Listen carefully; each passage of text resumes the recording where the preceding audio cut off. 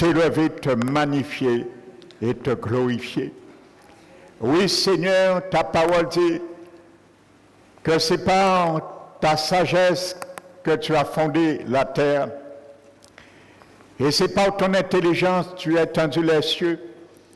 C'est par ta réflexion que tu as donné aux nuées de distiller la rosée. Et il n'y a rien, Seigneur, que tu ne peux faire. C'est pour cela que nous t'élevons, tu es au-dessus de tous les cieux. C'est pour cela que tu nous as élevés aussi, Seigneur, dans la position que tu es, car ta parole nous l'a dit. Que tu nous as ressuscités ensemble et tu nous as fait asseoir ensemble avec toi dans les lieux célestes en esprit. Oh, puisses-tu nous faire comprendre cette réalité, afin que nous devenions, Seigneur, ce que tu veux que nous soyons. Merci, Seigneur, pour ta sainteté. Nous l'avons chanté et ta parole nous l'a dit. Nous le confirme qu'on vient, Seigneur, à ta demeure, à ta maison, à ton temple dont nous formons partie, Seigneur. Merci encore, Père.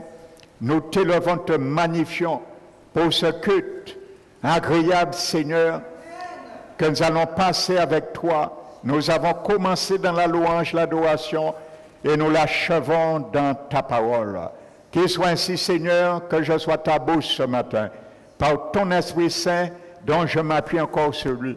Merci, Esprit Saint, de me diriger encore dans ce message que tu délivras pour ton peuple, pour raffermir notre foi et glorifier le Père, afin que le Fils soit glorifié en lui. Merci, Éternel, nous t'élevons. Nous te magnifions, te glorifions, au nom puissant de Jésus-Christ. Amen.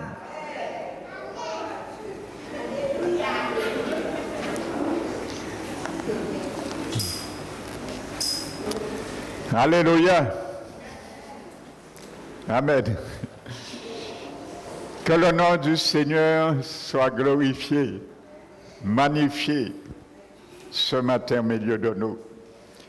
Je bénis chacun de vous, frères et sœurs, particulièrement ceux et celles qui nous visitent ce matin. Amen. Que le Seigneur te bénisse parmi nous ce matin. Donc, je vais continuer sans tarder la deuxième partie de ce message que j'ai commencé dimanche, la synergie de la sainteté. Amen. Ou la sanctification. Amen. Donc, l'Esprit Saint m'a conduit dans deux textes. Dans le livre de Juges, chapitre 6, et dans le livre de Deutéronome, chapitre 16. Mais ce matin, nous allons rentrer en profondeur. Alléluia. J'aime bien rentrer en profondeur, creuser, pour retirer la ressource de la parole de Dieu. Nous allons creuser, aller maintenant en profondeur de ces deux textes. Nous les avons exploités superficiellement, mais ce matin, nous irons en profondeur. Amen. Pour amener la sainteté en lumière. Alléluia. Donc n'oubliez pas que nous avons vu à travers le livre de Juges, le chapitre 6, que lorsque Gédéon, il avait demandé au Seigneur de rester où qu'il est jusqu'à ce qu'il retourne, et le Seigneur lui a dit, je resterai jusqu'à ce que tu retournes vers moi. Amen. Donc je disais, et je le redis ce matin, je la reformule autrement, n'hésite pas, dit l'Éternel, mon frère, ma soeur, au cours de cette année 2024. Attends-moi, Seigneur, parce que je sais, je t'ai laissé quelque part. Alors attends-moi que je retourne vers où je t'ai laissé. Dans le département où je t'ai laissé. Et le Seigneur t'a déjà donné la réponse comme il a donné à Gédéon. Il te dit, oui, mon fils, ma fille, je resterai je t'attendrai ton retour dans ce département que tu m'as laissé tomber. Je t'attendrai ton retour dans ce département, dans cette situation que tu m'as laissé. Que tu me mets plus en premier dans cette situation. Alléluia. Donc, sois celui et celle qui reconnaît cela où nous avons oublié le Seigneur pendant notre pèlerinage terrestre. Amen. Donc, je ferme la parenthèse. Donc, la Bible nous dit, dans Genèse 6, nous avons vu, après avoir éprouvé l'offrande, le sacrifice de Gédéon, le Seigneur lui dit quelque chose. Amen. Et c'est un message pour toi et moi ce matin. Il dit à Gédéon, maintenant, nous allons entrer en profondeur. Amen. Il dit maintenant, tu vas prendre le jeune taureau de ton père et tu vas prendre un second taureau de 7 ans. Il dit, tu vas renverser l'autel de ton père et tu vas abattre le pieu sacré qui est au-dessus. Dans le grec, dans l'hébreu, plutôt, ce mot veut dire arbre. Amen. Et qui est traduit par idole, comme il est dit après. Donc c'est un arbre ou une idole. Amen. Et il lui a dit que tu vas ainsi. Amen. Et il dit, et tu vas ainsi établir un autel sur le haut du rocher. Alléluia. Et il a dit, tu prendras le taureau de 7 ans et tu me feras un holocauste avec le bois de l'idole. Amen. Vous savez, la Bible nous dit, frères et sœurs, lorsque nous voulons démontrer, comme je l'explique, et je suis en train de l'expliquer, nos vies comme une offrande agréable à Dieu, afin que le Seigneur écoute nos prières. Amen. Le Seigneur nous demande d'abattre au préalable tout autel qui vient du père du mensonge, le diable. Amen. Ce n'est pas le père de Gédéon, mais le père du mensonge. Et ces autels, vous savez, la Bible appelle un autel, c'est un lieu de communion, de rencontre, de connexion avec son Dieu. Car il y a des situations, des lieux, des connexions que nous faisons, notre âme fait également, mais qui ne sont pas en rapport avec la parole et la sainteté de Dieu. Donc, en quelque sorte, ce sont des formes d'autels dont le Seigneur nous demande de les renverser, premièrement. Et ainsi, amen, s'il y a un ainsi, donc, il y a un préalable avant. Alléluia. Nous ne pouvons pas dire au Seigneur, je mets sur ton autel mon offrande. Sans au préalable, nous n'avions pas renversé l'ancien autel. L'autel qui empêche Dieu de nous entendre, l'autel qui empêche Dieu de nous exaucer. Alléluia. L'autel qui empêche Dieu de satisfaire notre vie comme une offrande, comme un sacrifice vivant, agréable. Alléluia. Amen. Et à ce moment, il dit d'établir un autel. Amen. Regardez bien, la Bible dit que le deuxième taureau avait 7 ans. C'est avec celui-là qu'il a demandé à Gédéon de faire l'Holocauste. Le chiffre 7, nous savons, c'est la perfection, la vie parfaite de Christ, tout ce qui émane de lui. Dont le Seigneur nous montre spirituellement, Dieu veut tout dans nos vies.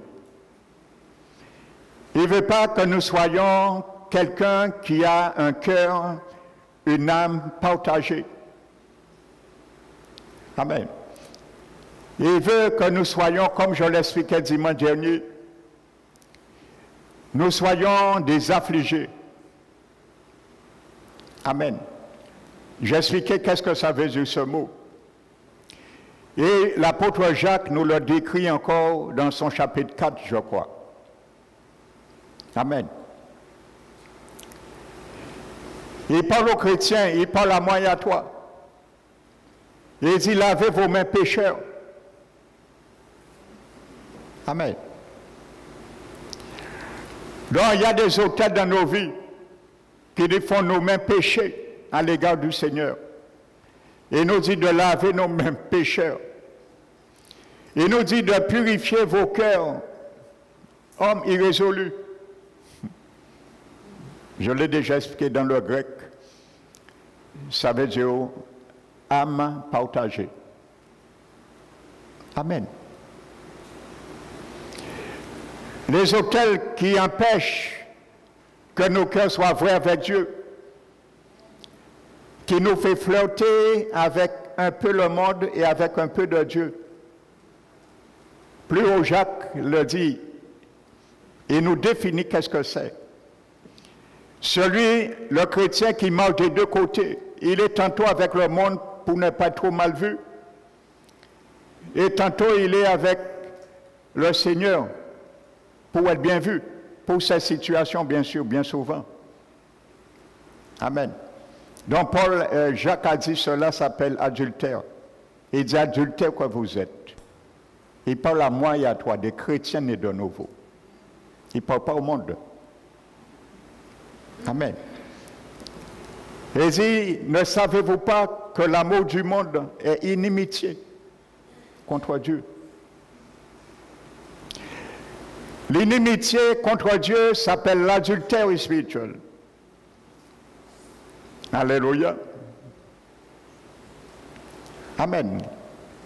Et comme l'adultère physique veut dire une double relation. Quelqu'un qui est marié, mais en même temps l'une maîtresse. Amen. Ou un amant. C'est ça l'adultère. Nous ne pouvons pas avoir un peu le monde comme un amant et avoir un peu de Dieu. C'est pour cela, ensuite, l'apôtre Jacques vient. Et il dit, lavez vos mains pécheurs, purifiez vos cœurs, hommes irrésolus, âmes partagées, cœur partagé, c'est ça que ça veut dire dans le grec, irrésolu. Ils aimaient, ils étaient encore dans le monde, et ils étaient avec Dieu. Et ils pensaient que Dieu était... Jésus a dit, celui qui n'est pas avec moi, 100% il est contre moi. Le Seigneur ne veut pas que j'ai une âme, un cœur partagé avec sa parole, avec ses bienfaits, avec sa sainteté. Nous l'avons chanté, la sainteté convient à ta demeure. Alléluia. Soyons saints lorsque nous venons dans la présence du Seigneur. La sainteté convient à sa maison. Tu es la maison de l'Éternel. Je suis la maison. Alléluia. Amen. Et il dit, sentez votre misère. C'est ça d'affliger. Alléluia. J'ai fait mal au Seigneur. Je sais c'est pas bien. Je me bats pour faire le bien, mais j'arrive pas. Soyez dans le deuil. Sentez votre misère. Soyez dans le deuil et dans les larmes. Que votre rire se change en deuil et votre sourd et de joie en tristesse. Voici ça, frères et sœurs. Amen. Donc voici ce que Dieu nous montre à travers l'image de Gédéon. Amen. Avant qu'il y ait un cycle, il faut un préalable. Paul dit ainsi que tu vas établir un autel sur le haut du rocher. Le rocher, c'est Christ. Mon autel doit prendre comme référence Jésus qui est mon rocher. Comme je le disais, dans Jésus, il est marqué ce rocher 2 fois. Amen. Donc ce rocher, c'est Christ. Le rocher de notre vie. Le rocher de notre salut. Amen. Alléluia.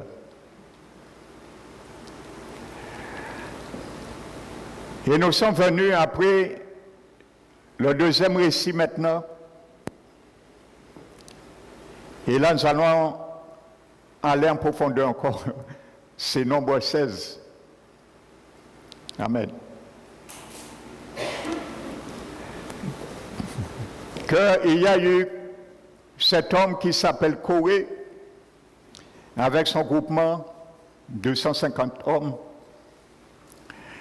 et il prétendait avoir la capacité d'officier comme Moïse et Aaron, et que tout le peuple avait ce potentiel. Parce qu'il s'est révolté et nous avons vu, et il dit à Moïse que nous sommes tous saints. Amen. Donc pourquoi, pour brûler de l'encens, il faut se sanctifier. Nous sommes tous saints. Amen. Aujourd'hui dans l'Église, parce que la Bible dit, dans 1 Corinthiens 6, 10-12, que nous avions été sanctifiés. Et c'est un fait. Mais vous aviez été sanctifiés. Mais vous avez été lavés. Mais vous avez été justifiés au nom du Seigneur Jésus et par l'Esprit de Dieu. Alors aujourd'hui, nous pouvons faire et dire comme Corée. Mais nous sommes saints. Amen. Pourquoi la parole de Dieu nous dit de nous sanctifier? Nous sommes tous sanctifiés. Mais nous oublions que ça, c'est le départ de notre sanctification. Ça, c'est le départ de la course de la sanctification. 1 Corinthiens 6. Mais il y a une course, ça nous chemine et ça nous élance vers une course de la sanctification. Et nous avons une destinée à atteindre. Alléluia. Et la destinée à atteindre, c'est rester sanctifié jusqu'au bout. Ça, on l'oublie. Amen. Alléluia.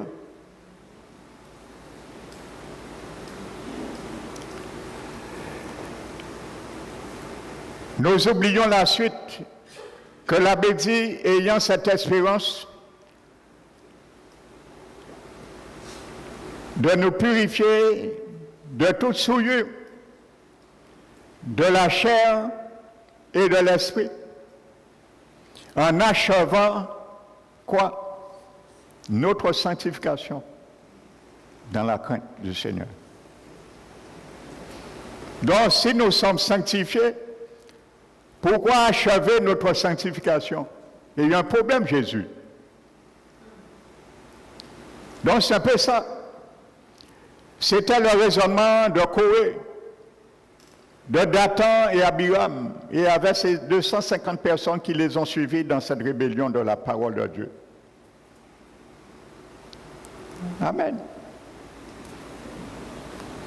Mais nous oublions que la Bible dit sans la sanctification, tous les chrétiens nés de nouveau verront le Seigneur.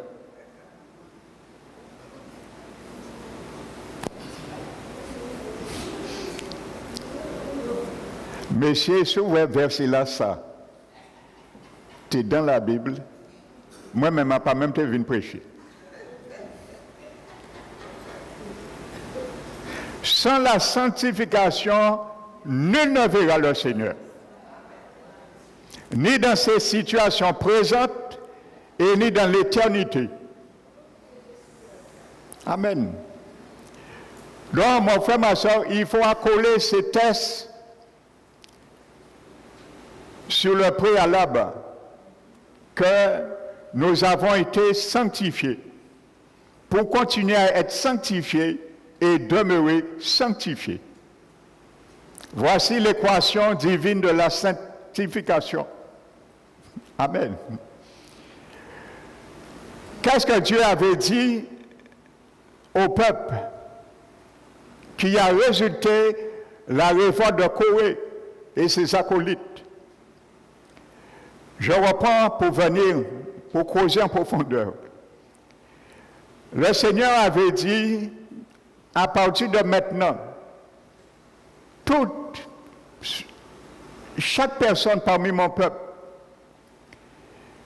doit mettre sur son vêtement, le bord de son vêtement, une frange, et sur cette frange, un cordon bleu. Amen. Et vous savez, Jésus, qui était juif, il marchait avec cette frange sur ses vêtements. Les deux fois que nous voyons qu'une femme a touché le pan de la robe de Jésus, c'est ce qu'elle a touché. Et lorsque la Bible nous dit ailleurs qu'on amena des malades et les malades demandaient à Jésus l'autorisation de toucher le bord de son vêtement, c'est ce qu'il touchait. Il demandait à Jésus de toucher. Amen. Ça avait un langage et un témoignage. Et ils étaient guéris. Amen. Le Seigneur veut dans ma vie, dans ta vie, un témoignage à l'égard du monde. Et il a dit, lorsque vous mettrez ce cordeau bleu, vous savez, c'est le même bleu que parle la parole de Dieu dans Deutéronome chapitre 22. Où le sacrificateur, l'éphod qu'il portait était fait de cette couleur bleue. Et vous savez, ce bleu, c'était une couleur qui était exceptionnelle. Et on ne pouvait faire ce bleu n'importe comment. Semblerait-il, c'était une espèce d'escargot. Avec une espèce d'escargot qu'on faisait ce bleu. Et c'était le même bleu que portait l'éphod du sacrificateur. Et n'oubliez pas, le sacrificateur, lorsqu'il portait l'éphod, il y avait des parchemins qui étaient cousus sur ce éphod et qu'on appelait l'Urim et le Thummim. C'était des révélations de Dieu. Et lorsqu'il voulait savoir une révélation de Dieu ou un jugement apporté, il consultait l'Urim et le Thummim, mais qui se trouvaient attachés à l'éphod. N'oubliez pas, dans le livre de 1 Samuel, je crois, le chapitre 29. Lorsqu'un moment, le roi David était à Siglag et on est parti, après avoir incendié Siglag, on est parti avec ses enfants, ses femmes et également de ses soldats. Et la Bible dit qu'il s'est trouvé un moment dans l'amertume, mais il s'est donné à Dieu, il s'est abandonné au Seigneur. Et il a dit au sacrificateur Abiathar,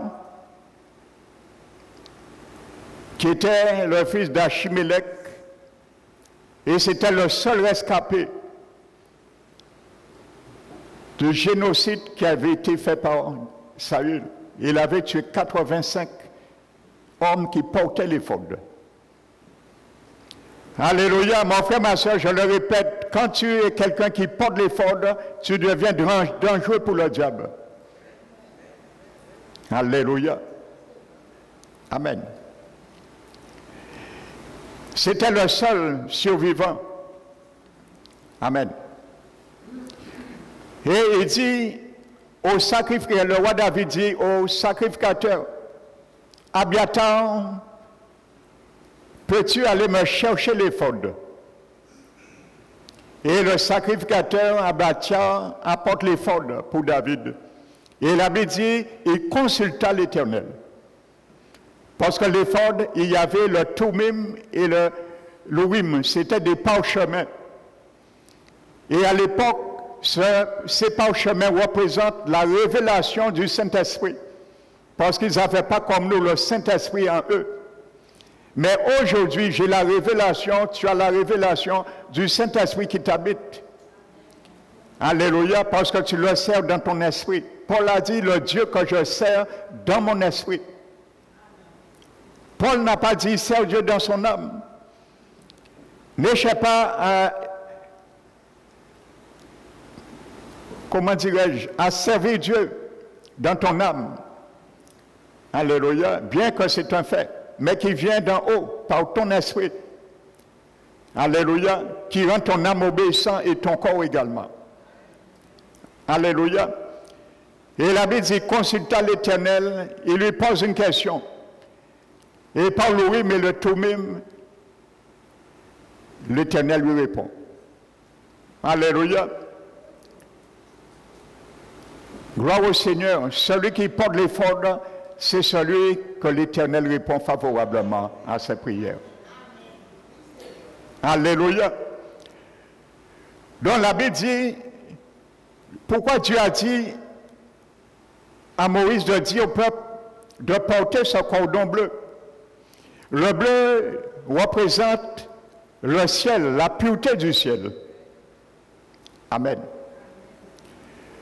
Ça veut dire tout ce qu'ils vont voir lorsqu'ils vont regarder cela, le cordon bleu, ils doivent se rappeler que Dieu est 3 fois saint. L'Éternel est pur, les choses, s'ils sont purs. Et c'est aussi un langage pour moi et toi.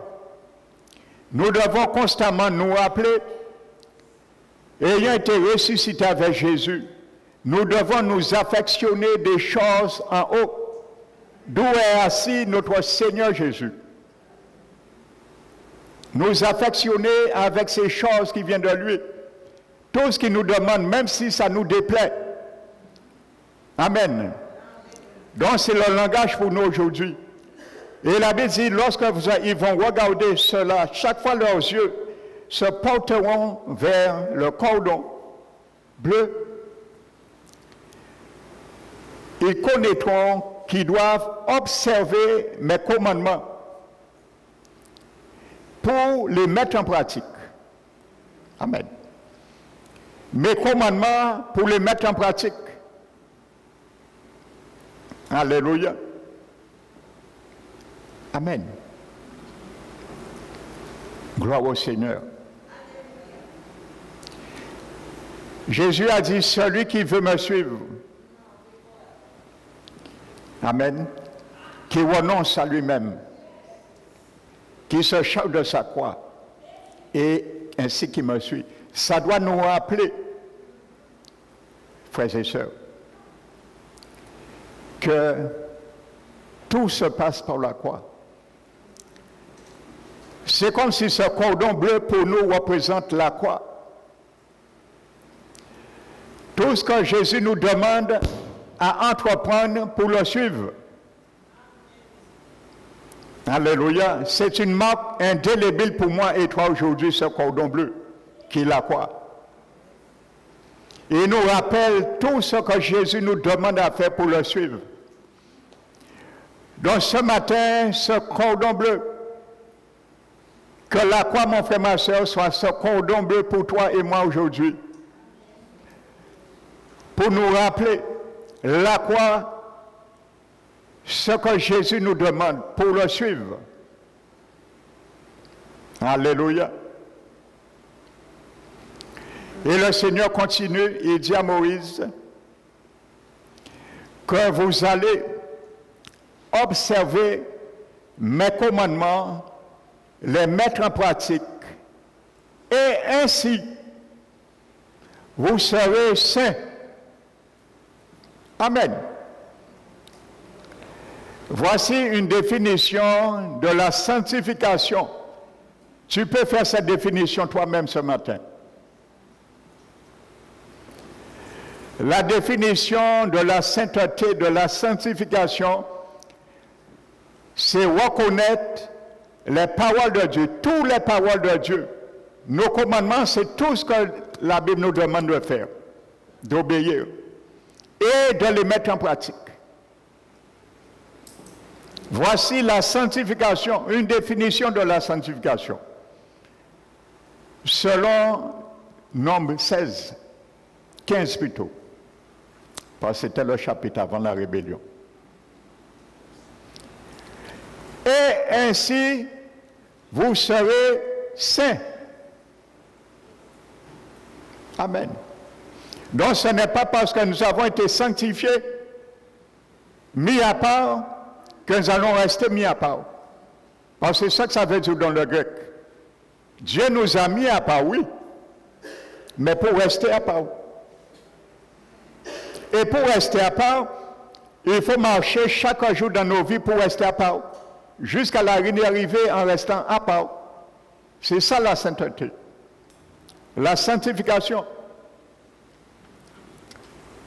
Mais ne disons pas, nous sommes tous sanctifiés et nous serons sauvés. Détrompons-nous. Amen. Aujourd'hui, beaucoup de chrétiens ont fait naufrage à la fois à cause de ces hérésies et beaucoup sont déjà morts et ils sont en enfer aujourd'hui. Ils avaient connu le Seigneur, ils sont en enfer aujourd'hui. Leur âme et leur esprit, et ils étaient sauvés avant. Je vous apprends rien, hein? Lisez vous-même, je pense que vous tous, vous avez déjà lu des témoignages, écoutez des témoignages. Alléluia, sur les réseaux sociaux. Je pense que je vous apprends rien. Parce que la Bible, je ne me base pas sur les témoignages, mais les témoignages confirment la parole. Amen.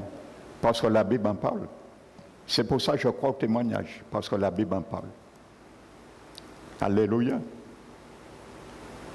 On a pensé une fois sanctifié, on reste toujours sanctifié. Le Seigneur fait sa part,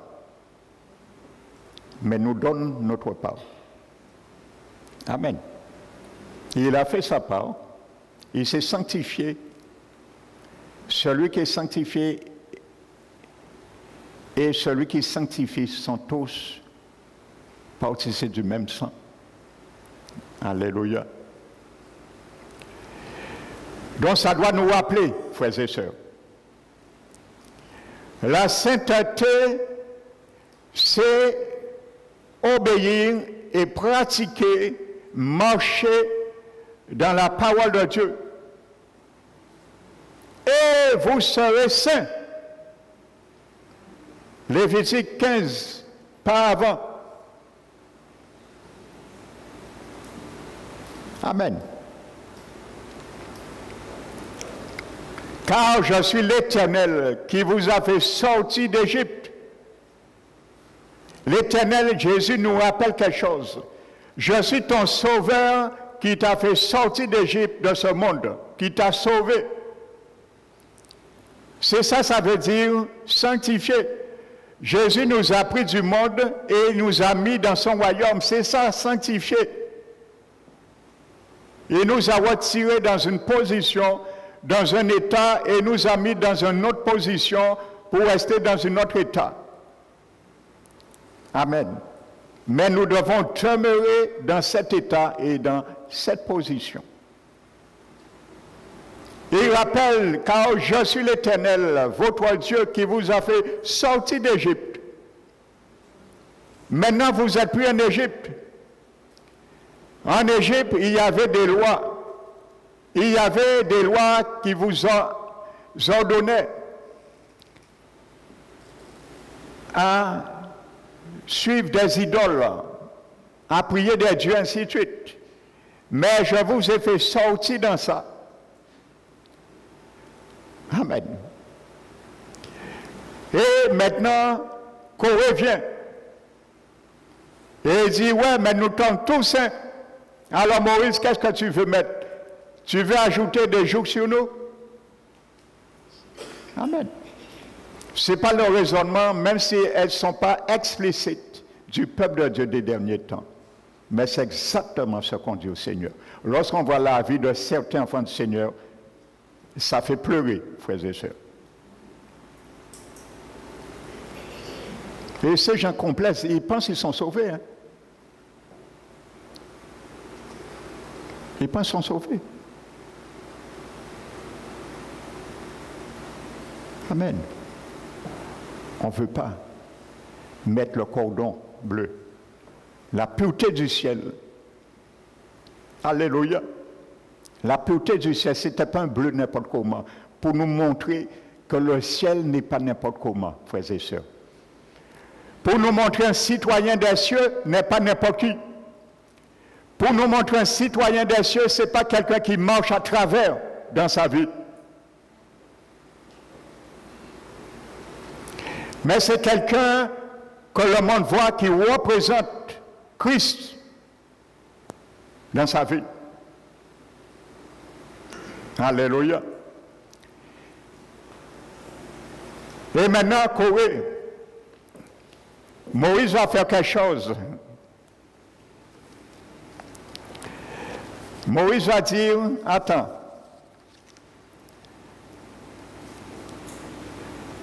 je l'ai noté. Moïse va proposer quelque chose. Il va dire, nous allons voir quelque chose. Donc si tout le monde est saint, tout le monde peut brûler l'encens. Amen. Donc Moïse dit, nous allons faire quelque chose. Et il dit, il propose que tous ceux qui veulent un statut saint le démontrent en accomplissant une fonction sacerdotale, c'est-à-dire en offrant l'encens. C'est ça la fonction sacerdotale. Amen. Alléluia.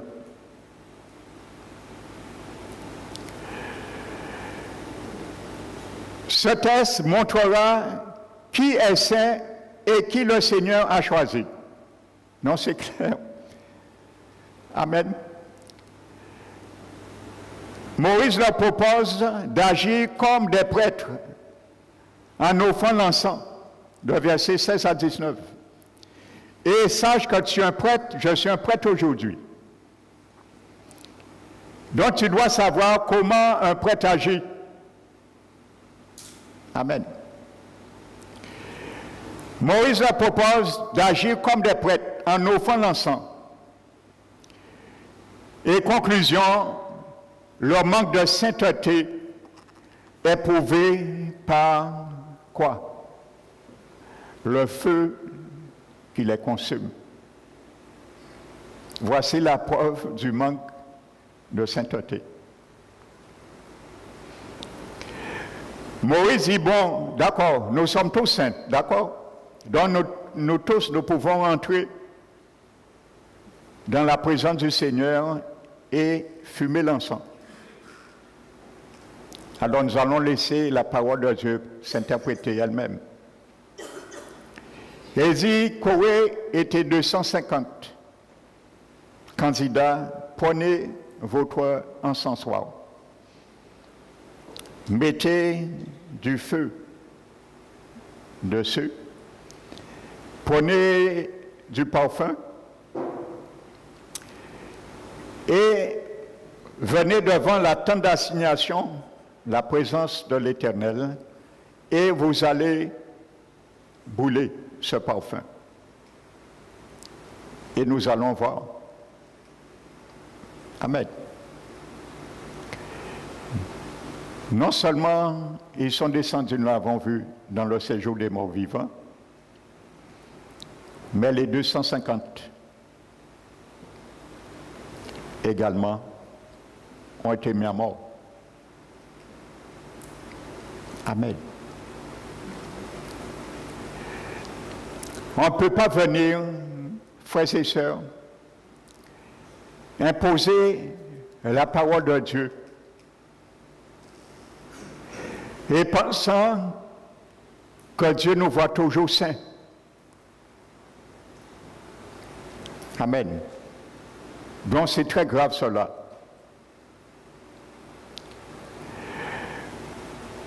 Donc la sainteté, mon frère, ma soeur, quand Dieu a créé mes prières, tes prières, David nous l'a dit, que sa prière soit comme l'encens devant ta face. Amen. Celui qui ne marche pas dans l'obéissance de la parole de Dieu, celui qui ne met pas en pratique les ordonnances, les préceptes de Dieu, Dieu te montre, tes prières ne vont pas monter, mon frère, ma soeur. Mes prières ne vont pas monter. C'est clair. David l'a dit, que ma prière soit comme l'encens.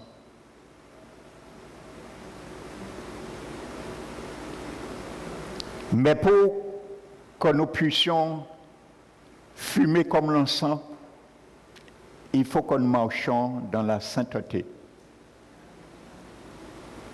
Sans la sanctification, il n'y a pas de l'encens. Amen. Gloire au Seigneur.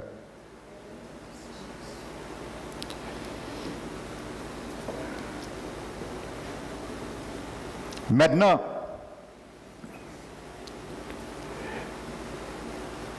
il y a un deuxième groupe qui vient maintenant. Et c'est pas Moïse encore. Mais n'oubliez pas, la plaie avait déjà commencé à cause de Corée. Vous savez, à cause de beaucoup d'enfants du Seigneur dans les églises, il y a des plaies qui rentrent dans l'église. À cause de beaucoup de désobéissance de ceux et celles qui font n'importe quoi dans leur vie. Quand je parle de plaie, je parle un mot générique. Ça veut dire, il y a certains enfants du Seigneur, ils amènent des esprits mauvais avec eux dans le culte. Parce qu'ils vivent n'importe comment avec les choses de Dieu. Et détrompons-nous, ne croyez pas que les esprits ne rentrent pas dans les églises. Loin de là.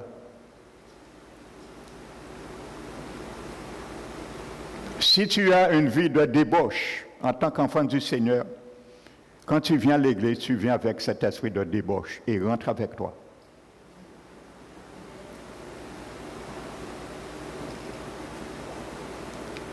Alléluia. C'est pour ça que le Seigneur veut un peuple sanctifié à tous égards, pour bloquer ses esprits. Alléluia. Et ainsi de suite.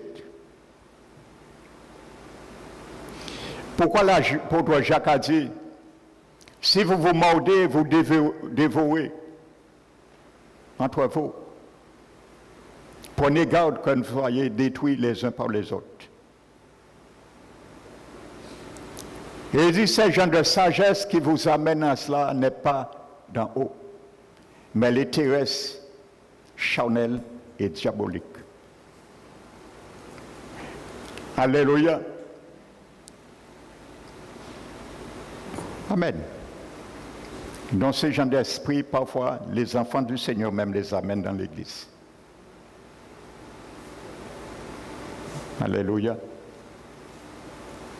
Amen. Et de plus en plus, le Seigneur est en train de nettoyer son église. Je parle en général. Que ce soit l'église Parole qui restaure ou d'autres églises. Parce qu'il vient chercher une église sanctifiée. Il commence à nettoyer. N'oubliez pas les marquer, celui qui se souille continue à se souiller. C'est le moment. Et celui qui se sanctifie continue à se sanctifier. Parce que le Seigneur ne vient pas chercher des enfants du Seigneur souillés. Il vient chercher ceux et celles qui se sont sanctifiés.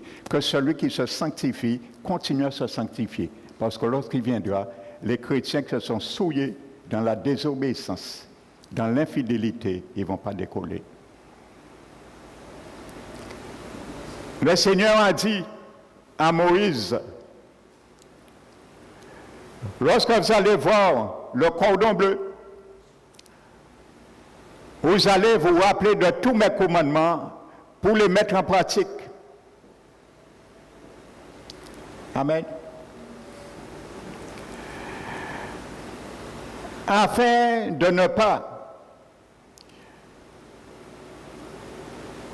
dans ton cœur, livrer ton cœur et tes yeux à des mauvais désirs et t'entraîner à l'infidélité. C'est pour cela, la croix, c'est mon cordon bleu. La croix, c'est ton cordon bleu. Chaque fois que tu vas le regarder, ça doit te rappeler que tu ne dois pas te laisser entraîner à l'infidélité. Amen. Car c'est à la croix qu'on traite tout ce qu'on doit traiter pour le Seigneur Jésus. Afin de ne pas vous laisser entraîner par l'infidélité. Donc je peux me laisser entraîner, tu peux te laisser entraîner par l'infidélité à l'égard du Seigneur. Amen. Les infidèles ne rentrent pas au ciel. J'étais fiancé avec Jésus, j'étais infidèle, il va se marier avec moi, il va te marier avec toi, je ne crois pas. Le Seigneur n'épouse pas des infidèles. Il veut une épouse fidèle qui a subi tout ce qu'elle doit subir, même si ça la déplaît. Amen. À l'égard de l'obéissance de sa parole. Alléluia. Une troisième dimension.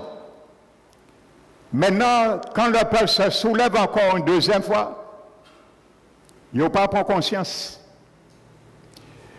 Et il y a des choses que Dieu permet dans nos vies pour prendre conscience, pour interpeller notre infidélité. Mais nous fermons notre conscience à la voix du Saint-Esprit. Moïse et Aaron jettent leur face contre terre et se mettent à intercéder. Et il dit au Seigneur, Moïse dit à Aaron, il dit à Aaron, prends l'encensoir. J'ajoute parce que toi, tu sais faire l'Éternel, sentir la bonne odeur. Moïse cherche quelqu'un qui sait faire fumer l'encensoir, monter l'encens. Et c'est lorsque l'encens monte, c'est une odeur agréable et qui désarme la justice de Dieu. Amen. Dieu traite les impénitents en enfer, c'est par rapport à son amour. Ce n'est pas par rapport à l'amour de Dieu que les gens vont en enfer. C'est par rapport à sa justice. C'est la justice de Dieu qui a réclamé ça, ce n'est pas son amour. Et il ne peut pas trahir parce qu'il est amour sa justice. Parce qu'il est amour et il est justice. Il est amour et il est juste. Il ne peut pas trahir sa justice. Donc pour garder l'humanité, ses enfants dans cette justice, c'est son amour qui interpelle et nous dit attention, mon fils, ma fille, fais attention. Si tu n'acceptes pas ma sanction, ce sera grave pour toi, pour l'éternité. Amen. Il dit, prends l'encensoir, prends de l'encens, mets du feu, et va devant le peuple. Et il dit, tu feras l'expiation pour le peuple. Et il y a quelque chose qui m'a interpellé. Quand j'ai lu que Moïse dit à Aaron, il faut l'expiation. Et il n'y a pas de sacrifice. Et vous savez, j'ai demandé conseil au Saint-Esprit et il m'a donné une des révélations sur cela. Je vais partager avec vous. Il n'y a pas de sacrifice pour faire l'expiation. Normalement, pour faire l'expiation, il faut un sacrifice. Mais on ne parle pas de sacrifice. C'est l'encens qui va faire l'expiation. Mon frère, ma soeur, tu n'es pas n'importe qui. Je ne suis pas n'importe qui. Quand tes prières, mes prières sont agréées, comme l'encens devant l'Éternel. Amen. Tu peux arrêter toutes sortes de plaies dans la main du Seigneur. Alléluia. Sois un bon encensoir ce matin. Que je sois un bon encensoir. C'est la fumée l'encens. C'est l'on mettait l'encens. Amen.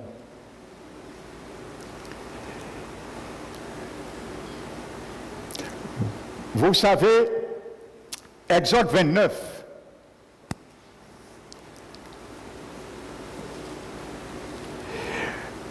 la Bible ordonnait les sacrificateurs de manger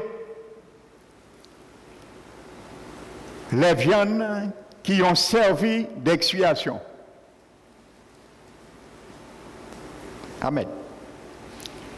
C'était en partie leur part. Amen. Et Paul l'a dit, lorsqu'il parlait de la rémunération des ministres de l'Évangile, il a comparé. Et il a dit que ceux qui travaillent à l'autel vivaient de l'autel. Il parlait de la dîme et il parlait aussi des restes, parfois, certains sacrifices qui revenaient aux sacrificateurs. Amen. Il mangeait ce qui a été fait l'expiation. Mais ce n'était pas le sang qu'il mangeait. Parce que le sang avait déjà coulé à l'autel des holocaustes. Amen. Donc il mangeait la chair, dénuée de sang, dépourvue de sang. Lévitique 17 nous dit que Dieu avait interdit au peuple de manger du sang. Amen. Car il a dit, car la vie de la chair est dans le sang. C'est pour cela que je vous l'ai donné sur l'autel, pour l'autel, dont le sang a été donné pour l'autel. Le sang des animaux a été donné pour l'autel. Amen. Afin qu'elle fasse d'expiation pour vos âmes. Je prends cela pour bien expliquer ce contexte. L'encens qui fait expiation. Car c'est le sang qui fait expiation pour vos âmes, pour nos péchés, pour notre vie. Amen. Et dit, car c'est par la vie que le sang fait expiation. Le sang fait expiation, mais il faut une vie laissée pour faire l'expiation. À travers le sang. Lévitique 17 nous l'explique. Amen.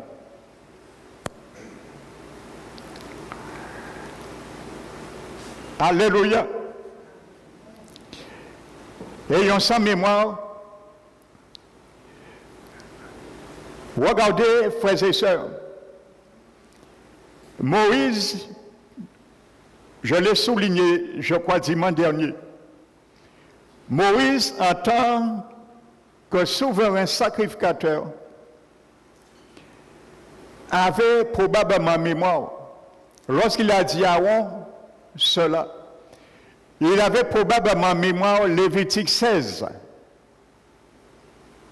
Amen. Et nous allons nous arrêter sur deux choses sur Lévitique 16 pour revenir à Lévitique et Nombre 16. La Bible nous dit, c'était un jour des fêtes des expiations, le grand pardon. La Bible demandait au souverain sacrificateur, pas le sacrificateur, au souverain sacrificateur. Ce jour-là, il avait autorisation d'y rentrer dans le sanctuaire une fois l'année, pas deux fois. La Bible dit, lorsqu'il rentrait, la première chose qu'il devait faire avant de faire un sacrifice, c'était faire fumer l'encens. L'encens précédait le sang dans la présence de Dieu. Il devait prendre l'encens, prendre du charbon ardent à l'autel des holocaustes, le mettre dans l'autel d'or, l'autel des parfums, mettre de l'encens, de la poudre, 2 poignées de poudre dans l'encensoir et rentrer dans la présence de Dieu. Et la Bible dit que la fumée de l'encens recouvrait le propitiatoire. Amen. Ça nous montre, c'est la prière, l'intercession de Jésus qui nous donne accès à la présence de Dieu. Amen. Parce que propitiatoire veut dire rendre propice en hébreu. Amen. C'est la vie de Jésus, cette prière qui nous rend propice pour entrer à la présence de Dieu. Et après, le souverain sacrificateur devait aller prendre le sang après. Il ne rentrait pas avec le sang avant. Et la Bible dit que s'il rentrait dans la présence de Dieu sans l'encens, il mourait. Ce n'était pas le sang expiatoire qui le protégeait de la mort, mais l'encens. C'est pour ça que j'ai pris du temps avec vous pour vous enseigner les révélations qui ne sont pas exhaustives sur l'encens. Amen. Et lorsqu'il rentrait maintenant, il pouvait présenter maintenant le sang et faire l'expiation. Amen.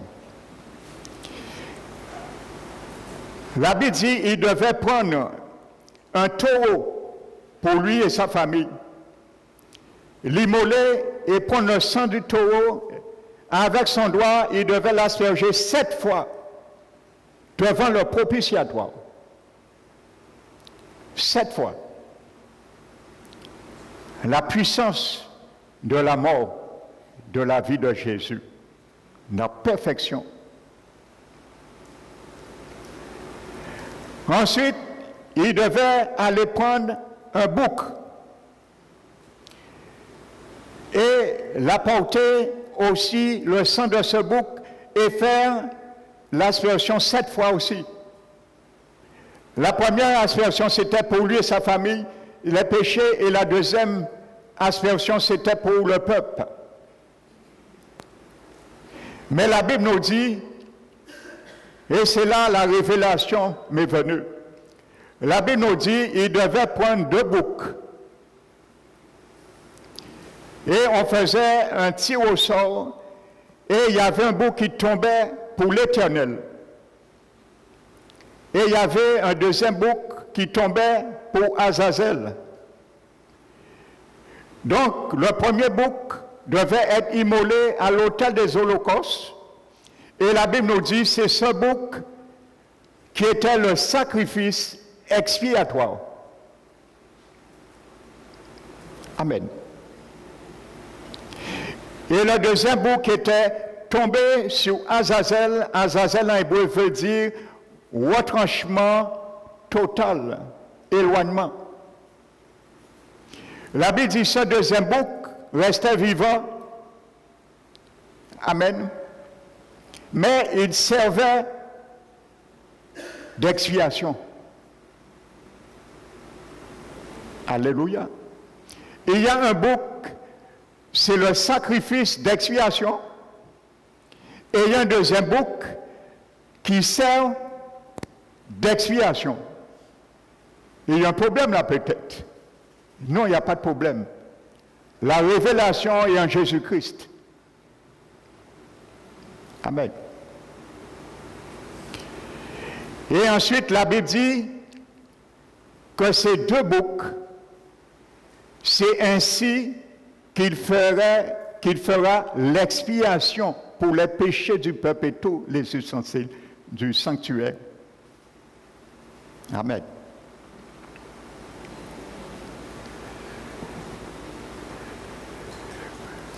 Le premier bouc, c'est Jésus sur la croix. Son sang a été coulé par je l'ai donné à l'autel afin qu'elle fasse expiation. Ça, c'est Jésus sur la croix, le sang coulé. Il a été la victime expiatoire. Victime expiatoire sur la croix, Jésus. Amen. Et le bouc, on confessait les péchés et on le jetait sur le mont des Oliviers, dans le désert, et il mourait. Mais il est parti vivant et il allait mourir.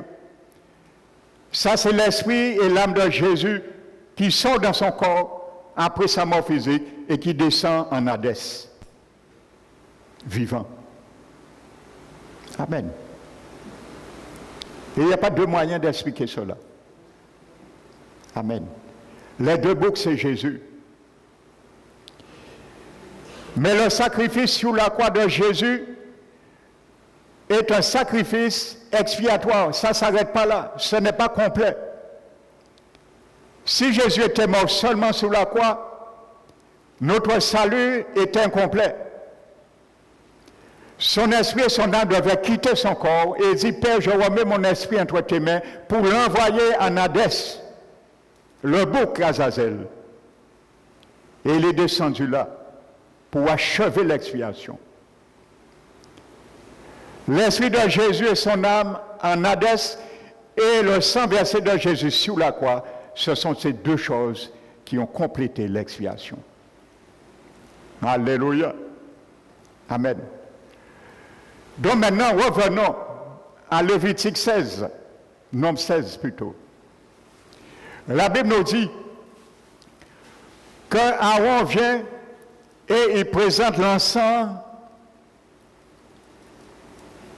et il fait l'expiation. Ça veut dire, même s'il n'y a pas de sacrifice qui a été fait, mais Aaron est devenu comme le roi David l'a dit. Amen. Dans le psaume 51, il a dit, Éternel, si tu avais voulu des sacrifices, je te l'aurais donné. Mais tu ne prends plaisir aux holocaustes. Mais le sacrifice qui est agréable à Dieu, c'est un esprit brisé, un cœur brisé, contrit. Amen. Donc voici le sacrifice qui était sur Aaron. Et Dieu a considéré cela sans qu'il y ait de sacrifice en réalité. Amen. Et il a considéré que l'encens était la prière, la supplication d'Aaron à l'égard du peuple. Amen. Amen. Mon frère, ma soeur, quand ta vie est un sacrifice devant le Seigneur considère ce que Jésus a fait, tu peux le faire. Nous allons le concrétiser. Regardez ce que Pierre nous dit dans 1 Pierre 2, chapitre 2 et verset 5. L'apôtre Pierre dit que si vous avez goûté que le Seigneur est bon,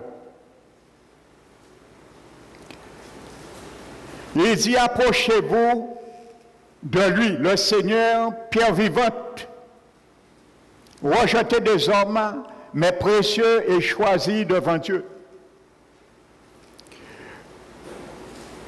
Dans le grec, le verbe approcher est un participe présent. Cela veut dire que l'approchement, la façon de s'approcher de Dieu se fait tous les jours, pas à pas. Ce n'est pas une fois que nous sommes approchés, une fois pour toutes, c'est fini, non. Comme la sanctification, non. La sanctification est faite une fois, elle s'achève dans notre vie. Nous nous sommes approchés un jour de Jésus, mais ça continue. Plus que nous allons nous approcher, plus que nous allons utiliser les liens de son assistant pour unir le corps. Amen. Alléluia. Il dit, approchez-vous donc de lui. Et il dit, vous-même comme des pierres vivantes.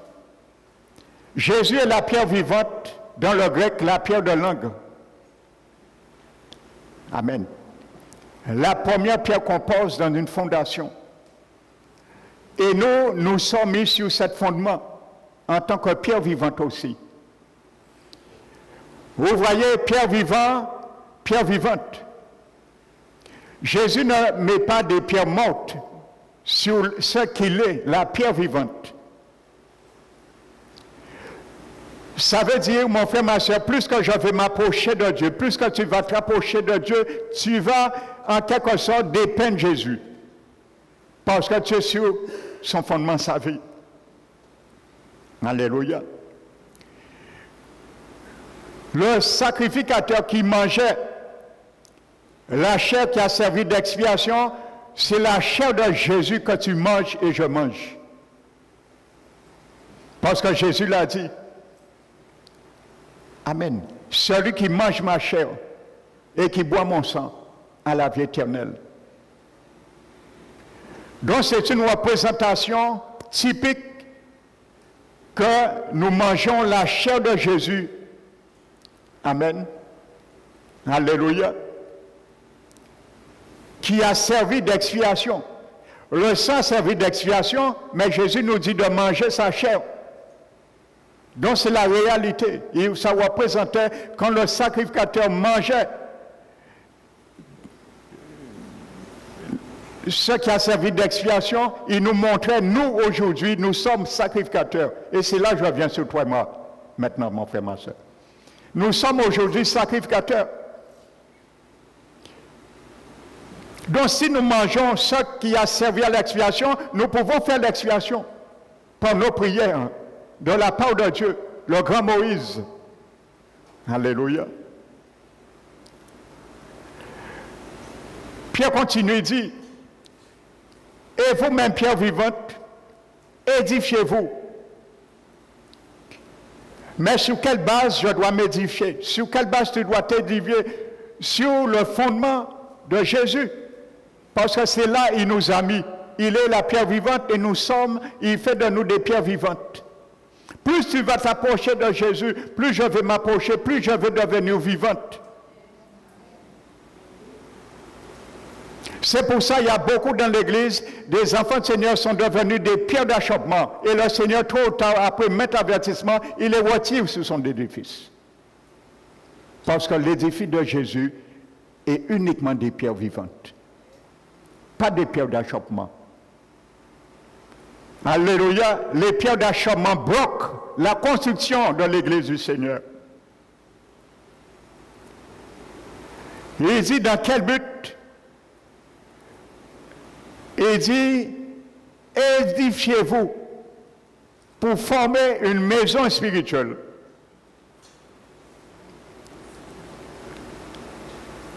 Édifiez-vous pour former une maison spirituelle. Amen. L'apôtre Paul nous l'a expliqué autrement. L'apôtre Paul nous l'a expliqué autrement. L'apôtre Paul, il nous dit de nous édifier pour former une maison spirituelle, un saint sacerdoce. Voyez, saint. Alléluia. Tout le peuple disait son saint.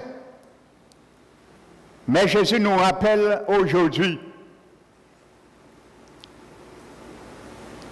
que ce sont ceux qui s'édifient en tant que pierres vivantes qui sont vraiment saints. Un saint sacerdoce. Amen. Pourquoi? Afin d'offrir des victimes spirituelles.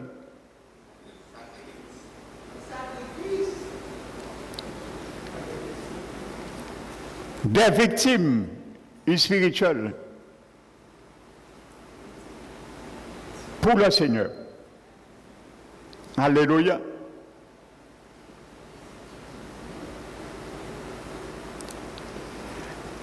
Je disais que Paul nous l'explique autrement. Dans Éphésiens 4, il dit c'est par Jésus et par tous les liens de son assistance que le corps tout entier, toi et moi, l'église parole qui reste, toi et moi, que le corps tout entier, bien structuré et formant un solide assemblage. C'est ça la maison spirituelle que les sacrificateurs, toi et moi, doivent faire, édifier sur le fondement qui est Jésus. Alléluia. Que le corps tout entier, amen, bien coordonné, formant un solide assemblage, alléluia, s'accroisse, alléluia, prend son accroissement dans la force de chacune de ces parties qu'il convient, et qu'ainsi le corps s'édifie lui-même dans l'amour. Tu ne peux pas être une pierre d'achoppement pour édifier dans l'amour le Seigneur, le corps du Christ, dans l'amour. Mais ça, c'est un autre niveau. Ça, c'est le corps du Christ. Et plus que jamais, c'est ce qu'on ne trouve pas dans l'Église. Amen. Dans l'amour. Frères et sœurs. Donc, s'il y a maison spirituelle, selon 1 Pierre 2, 5, il y a victime spirituelle aussi. Et spirituel va avec spirituel. Le sanctuaire était physique dans l'Ancien Testament. Les sacrifices étaient des animaux. La maison de l'Éternel, c'est moi et toi aujourd'hui. Et spirituel. Une maison spirituelle. Les sacrifices, aujourd'hui, c'est toi et moi. Parce que ce sont des sacrifices vivants. Mais faire comme si tu es mort pour l'Éternel, pour la valeur de sa sainteté. Alléluia.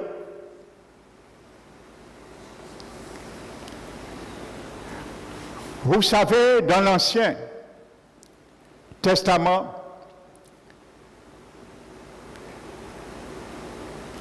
après la promulgation de la loi,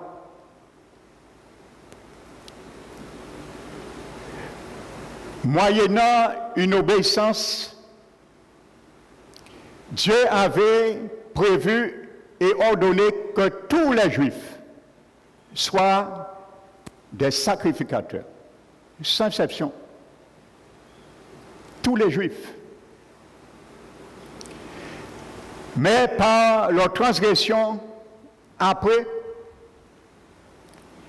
Dieu a donné l'office du sacerdoce.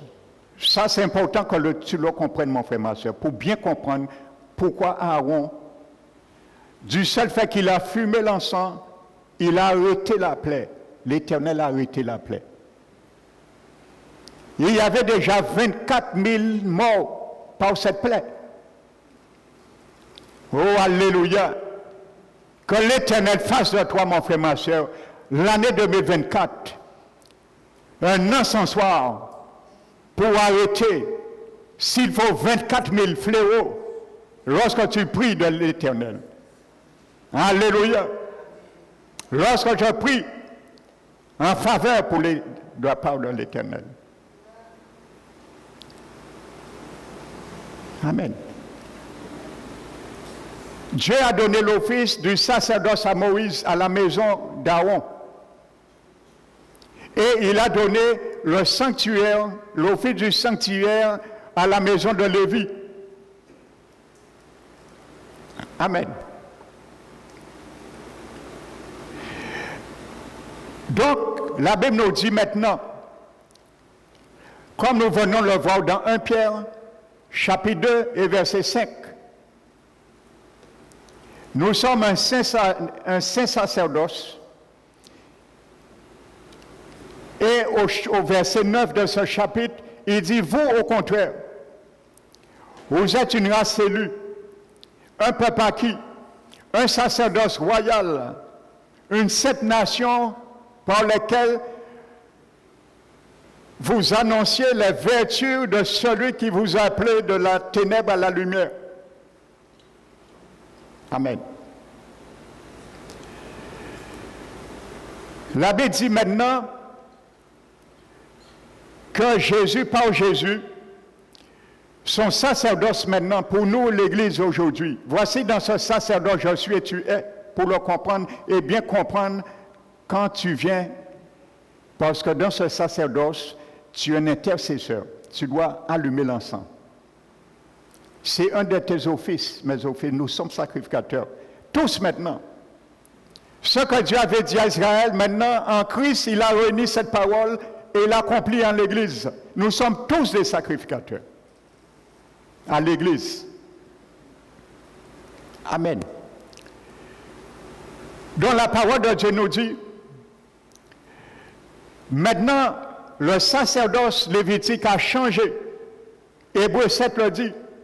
Donc les lois ont changé aussi, parce que le sacerdoce de Jésus, c'est un sacerdoce selon Melchisédek. Dans le sacerdoce lévitique d'Aaron, on devenait prêtre par hérédité.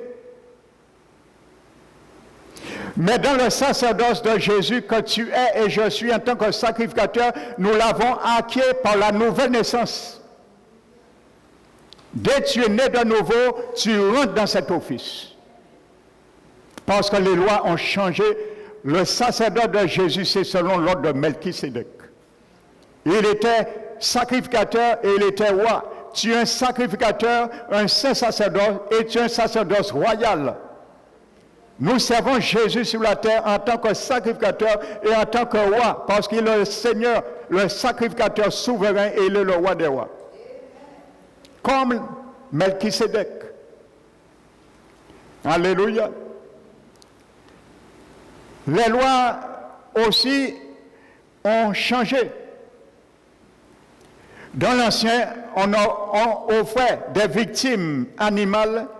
Dans la nouvelle sacrificature de Jésus-Christ dont tu fais, je fais partie, maintenant le sacrifice, nous venons de le voir, est vivant. Des victimes spirituelles, c'est ma vie et ta vie. Amen. 2 Timothée 2 le dit. Amen. Sacrifice, offrez, Hébreux 13, offrez à Dieu sans cesse un sacrifice de louange. Voici une part des sacrifices vivants et spirituels que je dois donner, offrir à Dieu maintenant, dans sa maison, en tant que sacrificateur. Offrez sans cesse à Dieu un sacrifice de louange. Ma louange, ma façon de louer, de vivre l'Éternel, c'est une louange. Ma vie doit louer le Seigneur. Sans cesse, c'est-à-dire les fruits des lèvres qui confessent son nom. Et le fondement subsiste encore aujourd'hui. Nous avons vu 2 Tite 2. Amen. Le Seigneur connaît ceux qui lui appartiennent. Moïse a dit, bon, vous voulez savoir si vous êtes saints pour officier l'encens? Si vous appartenez à cette race, eh bien, apportez votre encensoir. Et le Seigneur a fait le tri lui-même. Qui est digne de cela et qui l'a choisi pour le servir? Le Seigneur connaît ceux qui lui appartiennent dans le sacerdoce saint. Le Seigneur connaît ceux qui lui appartiennent. Ceux qui lui appartiennent, ils prononcent le nom de l'Éternel. Il doit s'éloigner de l'iniquité parce qu'il doit marcher dans la sanctification. Vous serez saints, pas avant de regarder le cordon bleu. Amen. Vous allez regarder le cordon bleu, vous allez vous rappeler tous mes commandements pour les mettre en pratique, afin que votre cœur et vos yeux ne se livrent pas à l'infidélité. C'est ce sacerdoce que Jésus vient chercher. Amen. Donc c'était là la différence. Les lois ont changé. C'est nous, notre sacrifice. Un des sacrifices, c'est Romains 12, 8. Offrez vos corps comme un sacrifice vivant. Offrez vos corps comme un sacrifice vivant, agréable et saint à Dieu. Saint agréable. Ce qui fera de votre part un culte raisonnable. Voici ce culte que Dieu cherche dans cette maison spirituelle, un culte raisonnable. Aujourd'hui, on vit n'importe comment, on fait n'importe comment. On est susceptible. On marche sur nos pieds. Un frère et sœur ne marche sur nos pieds aujourd'hui. Il n'a même pas fait attention à ça. Nous pas venir à l'église encore. Nous croyons que l'église parce que nous marchons si pieds en nous et nous salons aussi en nous. Nous pas venir à l'église encore. De quel sacerdoce tu faisais partie? Quel autel encore qui est sur ta vie? Il faut détruire cet autel. De la prétention, de l'orgueil, de la vanité. Détruis cet autel. Fais comme Dieu a dit à Gédéon. Détruis l'autel du père du mensonge, le diable, sur ta vie, sur ta mentalité encore. Amen. Offrons à l'Éternel sans cesse ce sacrifice. Voici il y a d'autres sacrifices. Étudie, tu verras d'autres. C'est ce que Dieu veut maintenant, des sacrifices vivants. Parce qu'une demeure spirituelle présente des sacrifices spirituels. Amen.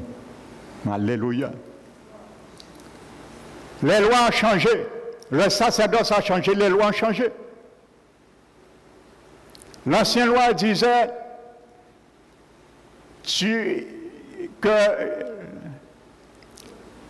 tu dois haïr tes ennemis et aimer ton prochain. Mais avec le sacerdoce Melchisédek de Jésus,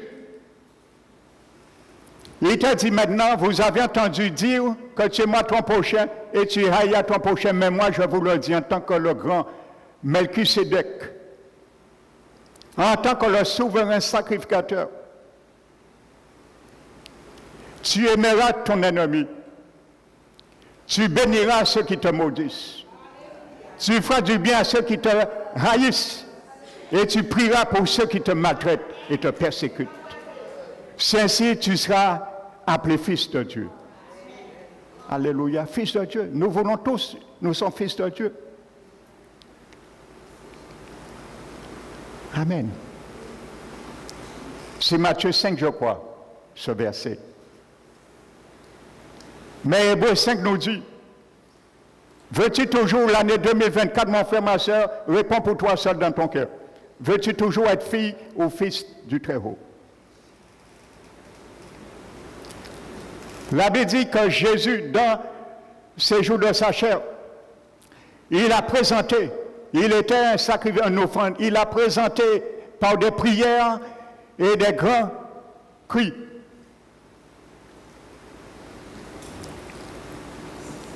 Amen.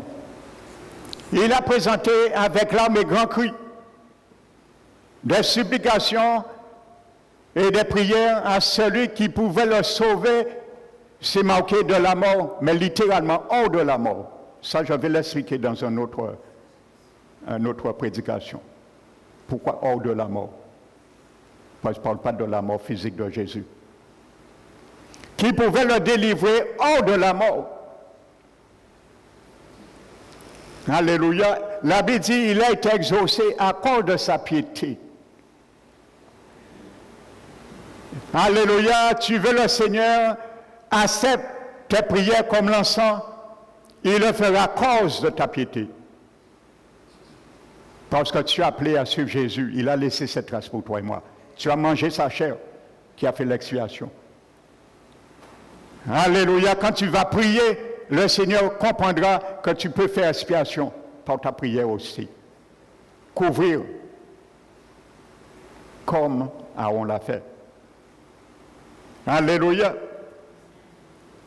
Mais la Bible dit, bien qu'il soit fils, il a appris quelque chose. L'obéissance. Comment? Quand tout allait bien. Jésus, bien qu'il ait été fils, a appris l'obéissance. Parce que tout allait bien pour lui. Il sélectionnait ce qui le plaisait. Et ceux qui ne voulaient pas souffrir, il le triait. Non. Il a appris l'obéissance par les choses qu'il a souffert. Donc tu veux appeler fils et fille, apprends l'obéissance quand il le faut pour souffrir pour la gloire de Dieu, quand le Seigneur le voudra. Amen. Alléluia. Mais si on a marché sur tes chaussures, viens dire à celui, tu sais, tu as marché sur mes chaussures, tu ne m'as même pas dit. La personne va te dire, excuse-moi mon frère, ma soeur, je ne savais pas. Eh bien, je vais acheter, dimanche prochain, je vais t'amener un petit cirage pour que tu puisses. Ou bien combien tu l'as acheté, je vais acheter une paire pareil pour toi. Et la chose sera classée. Parce que la Bible dit, manque de bois, le feu s'éteint. J'en ai bois, nous quand mettre bois encore. Éteindre du feu là plutôt. Parce que nous avons risqué d'être en pierre d'achoppement et Jésus quand mettre pierre vivante. Il veut bâtir l'église ici avec pierre vivante. Et il y a des pierres mortes qui empêchent l'œuvre du Seigneur d'avancer. C'est pour ça que Jésus tarde, frères et sœurs. J'ai entendu une révélation, ça fait quelques années. Un servant qui a fait un expérience avec Jésus. Jésus lui a dit, normalement, c'est un témoignage. Jésus a dit à cette personne, normalement, il devrait venir chercher son église en 2019. Mais il a supplié le Père d'attendre Parce que c'est catastrophique. Il a supplié le Père d'attendre. C'est trop catastrophique. L'Église n'était pas prête. Alors, ne croyez pas que Jésus viendra en 10 ans ou en 20 ans. Je ne sais vous alerter, frères et sœurs. Amen. Alléluia. Il y a changement de loi. Amen. Alléluia. Donc que le nom du Seigneur soit glorifié, frères et sœurs, ce matin. Pas béni ce matin.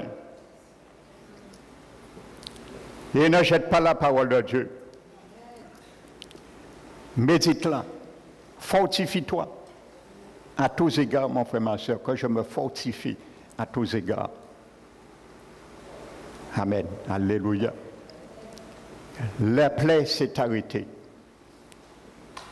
Amen. Le Seigneur veut arrêter des plaies. Il y a des plaies sur le pays, le Seigneur veut arrêter des plaies. Il y a des plaies dans nos foyers, le Seigneur veut arrêter des plaies. Il y a des plaies dans la vie de nos bien-aimés, nos enfants, petits-enfants, le Seigneur veut arrêter des plaies. Mais il a besoin d'un homme, une femme, un sacrificateur pour se lever et fumer comme l'encens pour arrêter la plaie. Que tu sois cette personne, que je sois cette personne ce matin, au nom de Jésus-Christ. Amen. Alléluia. Nous allons bénir notre Dieu en apportant ce que nous avions mis à part pour lui.